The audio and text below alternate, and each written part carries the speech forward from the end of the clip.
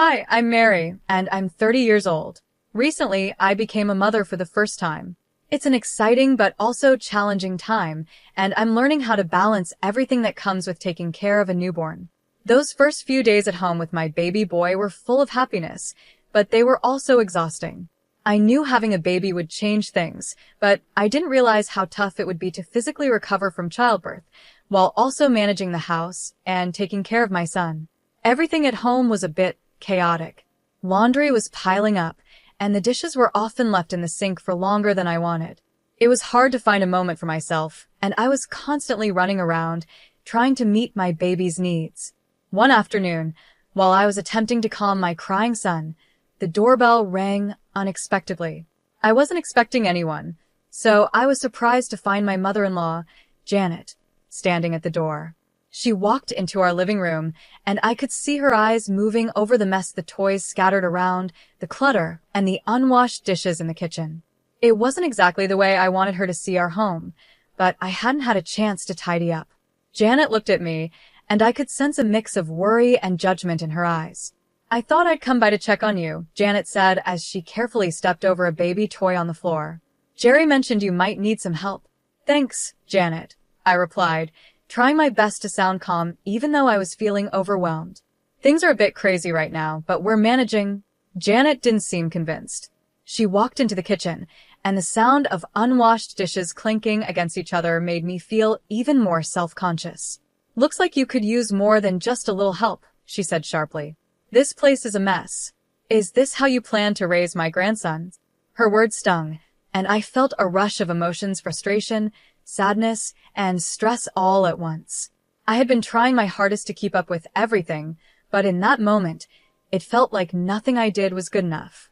"I'm doing the best I can," I replied, holding my son a bit closer to me, as if trying to shield myself from her judgment. Janet sighed, clearly not impressed. "Mary, being a mother is about prioritizing. And right now, it looks like you aren't prioritizing anything properly." Before I could say anything else, Jerry, my husband, walked into the room. He quickly sensed the tension and tried to smooth things over. "Mom, Mary is doing an amazing job," he said, coming to my defense. "It's been really tough, especially with the baby not sleeping well." Instead of calming down, Janet turned to Jerry with a serious look. "You need to help her understand what's important here. It's not just about cleaning the house. It's about being responsible. She's not living up to the family standards." I could see Jerry was caught in the middle. He looked at me, then back at his mother, unsure of what to say. "Mom, let's not do this right now. Mary is still recovering." But Janet cut him off. "That's exactly the time when discipline needs to be taught," she said, her voice rising. "If she learns to manage things now, she'll be better off in the future. You can't be too easy on her, Jerry." I was stunned when Jerry hesitated and then finally said, "Maybe you're right, Mom. Maybe Sophie does need to learn the hard way." Hearing those words from my husband felt like a punch to the gut. I couldn't believe he would side with his mother, especially when he had seen how hard I was trying. Janet gave a firm nod, as if she had won the argument. She pushed Jerry toward me, saying, "Show her that this kind of behavior can't be tolerated." In that moment, I felt completely overwhelmed. It wasn't just the physical exhaustion or the mess around the house, it was the feeling of being judged and misunderstood by the people who were supposed to support me. Motherhood was already hard, and I was doing my best, but it felt like nothing was enough for Janet. That day made me realize how important it is to have a support system that understands what new mothers go through. It's not just about keeping the house clean or meeting family standards. It's about doing your best, even when things feel overwhelming, and having people who lift you up instead of tearing you down. I barely had time to react before Jerry's hand struck my cheek. The sound echoed through the room, loud and shocking. It was a moment I'll never forget, a line that should never have been crossed. I held our baby boy close, his cries mixing with the sound of my racing heartbeat. "Jerry, what are you doing?" I managed to ask through tears. The pain from the slap was nothing compared to the pain of betrayal. I couldn't believe this was happening. "This is for your own good, Mary," Jerry said, his voice flat and empty. He didn't even look me in the eyes. "You need to learn." The room fell silent. The only sound was the soft whimpers of our son. Jerry glanced at me, his face showing a mix of frustration and embarrassment, but it didn't feel like an apology. Janet, his mother, stood there with a stern expression, not saying a word, but her presence alone was enough to make things worse. She didn't move, didn't flinch. She just stood there, watching as if she had expected this to happen. What was supposed to be a visit to help me had turned into something else entirely. Instead of support, I got judgment, and now this is a slap that shook my entire world. It was like everything I thought I knew about family was crumbling around me. As Janet prepared to leave, she whispered something to Jerry at the door. I couldn't hear all of it, but her smug look and Jerry's troubled face told me it wasn't anything kind. I could feel the coldness in the air, and it made my heart sink even more. That night, after the chaos of the day, I rocked my son to sleep, trying to soothe him as much as myself. But the fear and dread wouldn't leave me. What was supposed to be a loving family now felt like something else entirely. It felt like I was being judged, like I was on trial, and I was failing in their eyes. As I held my son close, I made a decision. I needed to get out. Not just for my safety, but for his too. The house that once felt like a home now felt like a prison, built by the very people who were supposed to love and protect us. I realized that this wasn't a place where I could raise my son safely. Jerry had crossed a line, and I couldn't trust him anymore, especially with his mother's influence always lurking in the background. That night, I couldn't bear to sleep next to Jerry. Instead, I took my baby to the nursery, a small room that had become my sanctuary in the past few weeks. As I sat in the rocking chair, holding my son, the events of the day played over and over in my mind. Each time I thought about it, the pain and betrayal grew stronger. I knew that I couldn't stay. The next morning, while Jerry was at work and Janet was thankfully gone, I made a call. Maria, a close friend who had offered her help before, answered quickly. Jess, it's me. I need that help you offered, I said, my voice shaking with a mix of fear and determination. Say no more, Mary. I'll come by today with my truck. We can move your things to my place until you figure out where you want to go, Maria responded, her voice calm and reassuring. We came up with a simple but risky plan. During the day, I would pack as much as I could, just the essentials for my son and me.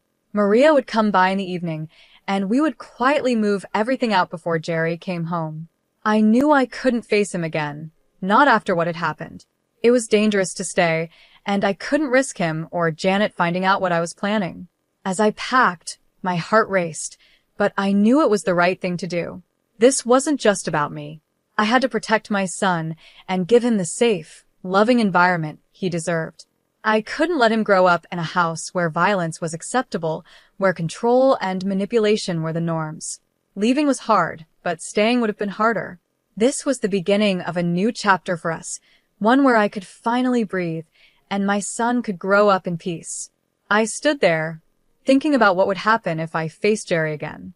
He might try to apologize, or worse, Janet might convince him to continue controlling me. I couldn't let that happen. I knew I had to leave.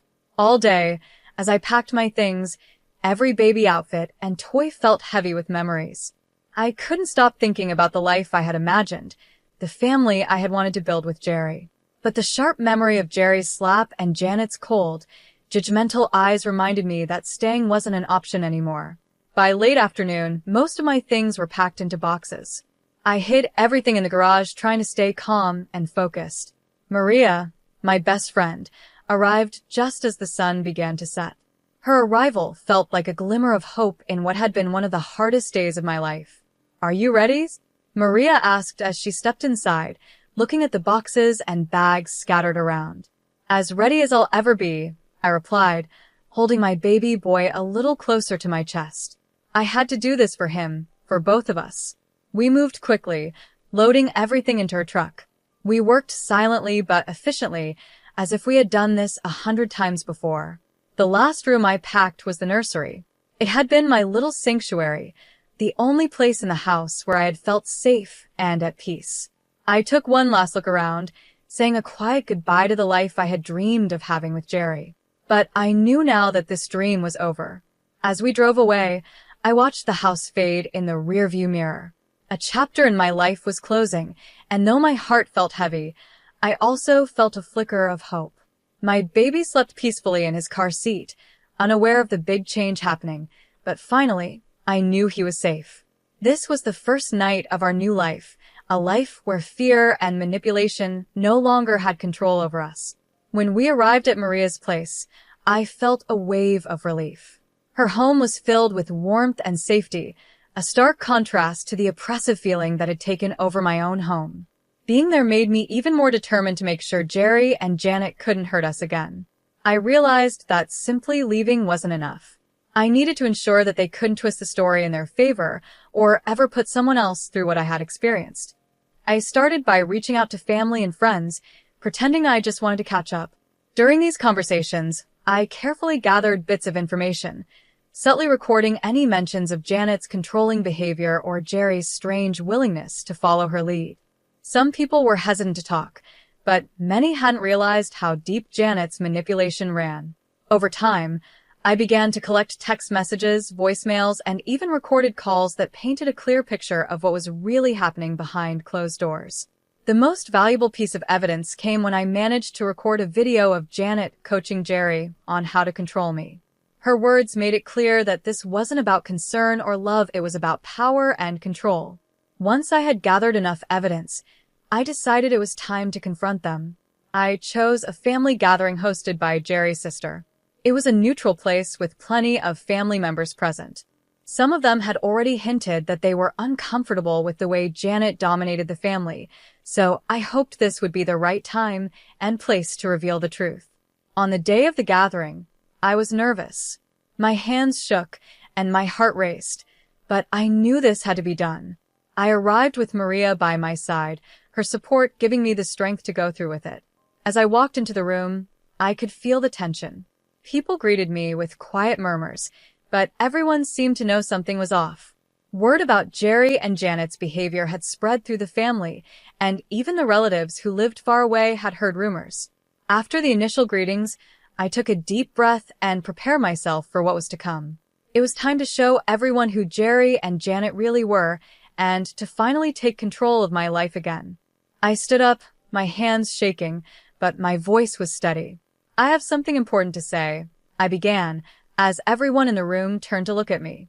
I could feel all eyes on me, but I knew this had to be done. It's about Jerry and his mother, Janet, and how their actions have affected not just me and my son, but the whole family. Jerry looked shocked, and I could see the fear in his eyes as he tried to stop me. "Mary, let's not do this here," he said, trying to interrupt, but I didn't back down.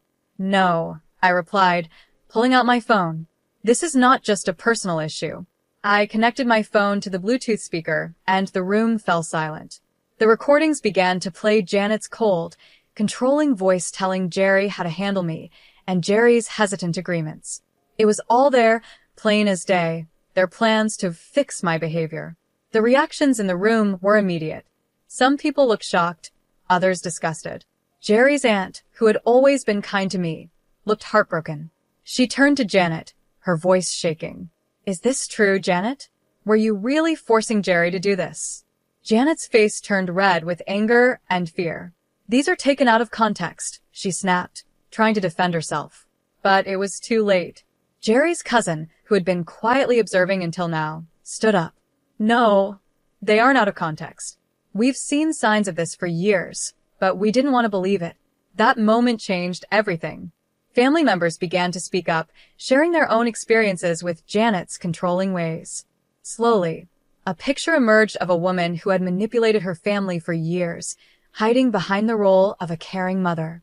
Jerry sat there in silence, looking pale and overwhelmed, finally seeing the truth about his mother's control over his life. As the family meeting turned into a heated discussion about Janet's influence, I felt a huge weight lift off my shoulders. The truth was out. It wasn't just me who saw it now. Everyone in the room knew. The family, who had been under Janet's control for so long, finally saw her manipulations for what they were. After the confrontation, there was a quiet, somber feeling in the air. The family, long under Janet's influence, now had to come to terms with what had been going on for years. The shock was clear on their faces, and it was uncomfortable for everyone to realize how deeply Janet had affected their lives. For me, the decision to leave Jerry was painful, but it was also necessary. After everything that had happened, there was no going back. As the family began to leave, I gathered my son, who was blissfully unaware of the storm around him. With one last look at the family home, I stepped into the unknown, knowing I was doing the right thing for us. Jerry watched us leave, his face filled with sadness and regret. His voice, once so familiar, now felt distant as he whispered a weak goodbye. I didn't look back. Janet, on the other hand, faced a much harsher reality. The family she had controlled for so long now saw her for who she really was. They began to distance themselves, realizing how much harm her actions had caused. Her attempts to regain control went unheard. The evidence from the recordings and the testimonies at the gathering had been too much for anyone to ignore. In the weeks that followed, Jerry tried to reach out to me. His messages were full of apologies, promises of change, and pleas for forgiveness. But the memory of his raised hand and his mother's influence over him was too much to forget. The trust between us had been broken, and with it, our marriage. I knew then that this was the end of one chapter and the beginning of a new one. I wasn't just leaving a bad situation, I was starting a new life, one where I could be free from control and fear and focus on raising my son in a safe, loving environment. I found a new home in a small apartment, far away from the neighborhood I used to call home. It was a place where no one knew my story, and I could start over without the weight of the past following me. My friend Maria stayed by my side, helping me through this new chapter in life. I was grateful for her support, as I figured out how to build a life that felt safe for both me and my son. My days were simple, but filled with purpose. I spent most of my time caring for my son and slowly putting the pieces of my life back together. The healing process wasn't easy, it was slow, and sometimes it hurt more than I expected. There were days when the weight of everything that had happened felt too heavy to bear. But the freedom to make my own choices, without fear of being controlled or manipulated, kept me going. It felt like a fresh start, a chance to live on my own terms. I started going to therapy, where I learned how to heal from the emotional wounds I carried. I also joined support groups for single mothers, and meeting others who had gone through similar experiences helped me feel less alone. Over time, the broken pieces of who I once was began to come back together. I wasn't the same person I had been before, though. I was stronger now, more resilient. I had learned how to stand up for myself and protect my son from anything that might harm us. My son's laughter became my anchor, pulling me through even the toughest days. Watching him grow and hit new milestones brought me so much joy, and each little moment gave me more hope for our future. As he learned to walk and talk, I felt my confidence growing, too. I was learning how to be a mother, how to build a safe and loving home, and how to live a life that was free from fear. Months passed, and before I knew it, a year had gone by. One evening, after putting my son to bed, I sat down in our cozy living room. It was filled with his drawings and toys, signs of the happy life we were building together. I couldn't help but think about how far we had come. The pain of the past was still there, like a shadow, but it wasn't as overwhelming as it had once been. The light of new beginnings was brighter, and the support of friends like Maria and the unconditional love of my son gave me strength. That night, as I sipped a cup of tea, I realized I was finally ready to share my story. I started a blog, a space where I could write about what I had been through. It wasn't just for me. It was also for others who might be going through similar struggles. I wanted to connect with people who were facing manipulation or abuse and let them know they weren't alone. Every blog post I wrote was a step away from the victim I used to be and a step closer to becoming someone who could help others. As I reflected on my journey, I realized I had grown into an advocate. I had found my voice, and I was using it to speak out against the kind of control and manipulation I had once lived under. My story was one of resilience, of finding strength in the face of hardship. Now, as I conclude my story, I want to leave you with a question to think about. Do you believe it's possible to fully break free from the control of a manipulative family? Or do the effects of those relationships stay with us forever? I'd love to hear your thoughts and experiences in the comments. Let's keep this conversation going and support one another.